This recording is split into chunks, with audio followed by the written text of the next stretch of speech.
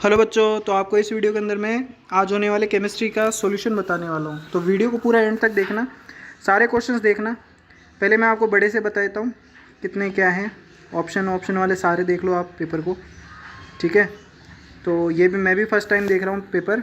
तो आप इसके अंदर क्या आएगा देखो, CH3 MgBr है तो Mg प्लस और CO2 माइनस। तो इसमें तो बन जाएगा आपका, देखो CH3 COMgBr आएगा, ठीक है। और ये डबल बॉन्ड O, और जब आप इस पे ये तो बनेगा आपका X, और फिर आप इसके ऊपर H3O लगाओगे तो H इसको दे दो और OH इसको दे दो, तो ये बन जाएगा CH3COOH। इसमें X और Y बता दिया, ठीक है। Y तो है CH3COOH, तो आपने मेंशन कर दिया। फिर उसके बाद पूछा रोजनमूड रिएक्शन। तो रोजनमूड रिएक्शन क्या होती है, RC double bond O Cl, है ना। PDBSO4 के साथ कराओगे तो RCHO बन जाता है। रोजनमूड रिएक्शन आप करके आ गए होंगे, ठीक है। फिर गाटरमान कॉच रिएक्शन आपके सिलेबस की है, आप देख लेना, ठीक है। ये हो गया। फिर उसके बाद में देखो ये रिएक्शन में क्या पूछा है, इसका जो प्रोडक्ट बनेगा ना वो ये बनेगा बीटा हाइड्रोक्सी ब्यूटेनल, ठीक है। ये हो गया आपका CHO और ये हो गया आपका OH। तो ये तो बन गया आपका X। अब जब तुम इसके ऊपर क्या करोगे, हीट कराओगे -H2O, तो यहाँ पे से H निकाल के और यहाँ डबल बॉन्ड बना लेना, तो ये बन जाएगा But2in1L, ठीक है। यहाँ डबल बॉन्ड आ जाएगा। ये इसका हो गया। गाटरमान कॉच आप कर ही आओगे। फिर उसके बाद में देखो क्वेश्चन नंबर आपके 19 है, पायरोफॉस्फोरिक और साइक्लोमेट्राइमेटाफॉस्फोरिक एसिड का फॉर्मूला और विषम लंबाक्ष और एकांताक्ष गंधक। तो ये भी आप करके आएंगे क्योंकि ये कॉपी पेपर का थ्योरी का क्वेश्चन है। या आप श्वेत फास्फोरस लाल फास्फोरस में अंतर हो गया होगा आपका। फिर उसके बाद देखो लो डेंसिटी पॉलीथीन और हाई डेंसिटी पॉलीथीन, ये आप करके आ गए होंगे। होमोपोलीमर और कोपोलीमर आप करके आ गए। फिर उसके बाद zinc cadmium mercury copper transition element नहीं है क्योंकि उनके डी ऑर्बिटल फुलफिल्ड होते हैं। कॉपर +2 का जो मैग्नेटिक मूवमेंट है वो कितना निकाले होंगे, इसमें अनपेयर इलेक्ट्रॉन होगा 1, तो √3 आ जाएगी, ठीक है। √3 इसका आंसर आएगा। पीतल किस किस का बना होता है, तो मैंने ट्रिक बता रखी है आप लोगों को, पीकाजी मतलब कॉपर और जिंक से मिलके बनता है, ठीक है। फिर उसके बाद में आ जाओ आप नीचे, तो नीचे आपके पास में फ्यूल सेल का डायग्राम और फ्यूल सेल का और स्वाट रिएक्शन आप जानते ही हो। एंटीबायोटिक, नारकोटिक और एंटासिड आप जानते हो, ये थ्योरी का क्वेश्चन है, आप अपनी कॉपी में से देख लेना। ट्राईमिथाइलअमीन और मेथिलअमीन में कम छा रही है क्योंकि ट्राईमिथाइलअमीन में क्या होता है कि +I तो है, बट दिक्कत क्या है कि स्टेरिक हिंड्रेंस ज़्यादा होने की वजह से इसकी बेसिटी कम होती है, ठीक है। हॉफमैन ब्रोमाइड डिग्रेडेशन रिएक्शन आप जानते हो, RC डबल बॉन्ड O, ठीक है।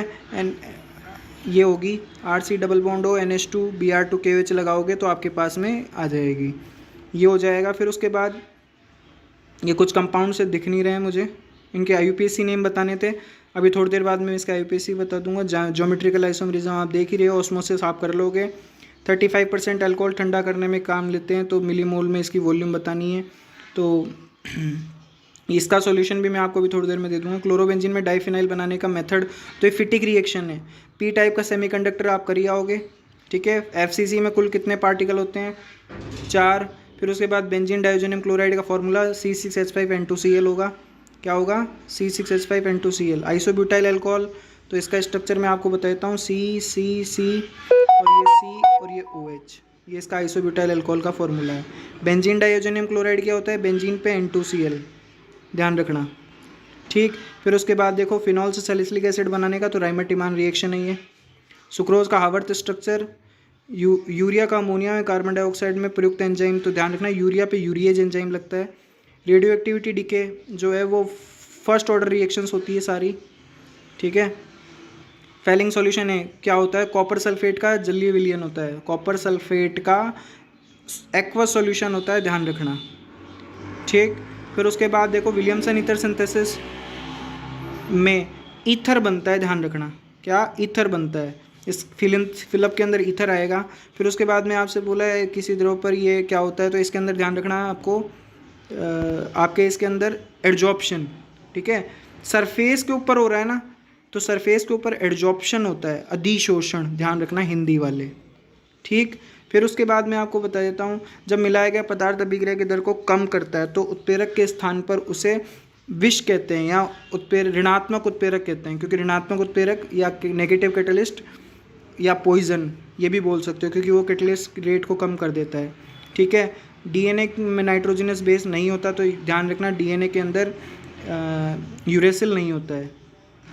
ठीक, और क्यूमीन से फिनॉल, तो ये आपको पता ही होगा, इसके अंदर आपने बनाया होगा ट्राइब्रोमोफिनॉल, बेंजोफिनॉल, पिक्रिक, और ये एसीटोन बनता है, ध्यान रखना इसमें साइड प्रोडक्ट की फॉर्म में।